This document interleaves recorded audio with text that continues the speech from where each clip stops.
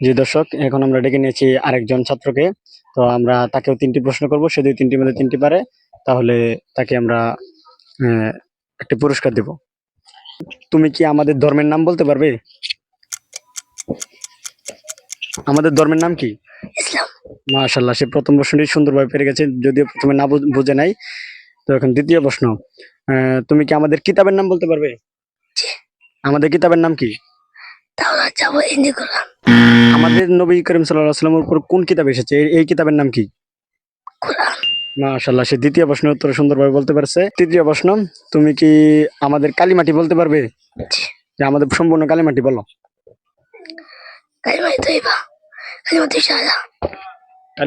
কালিমা তৈবাটি বলো।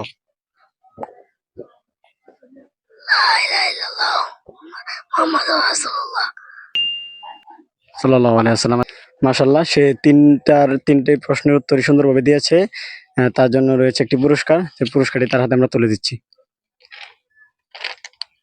এই নাও তুমি পুরস্কার। তুমি এই পুরস্কার পেয়ে খুশি তো? আলহামদুলিল্লাহ। যে এভাবে চর্চা করে যাবে, ইনশাআল্লাহ তোমার জন্য দোয়া করি।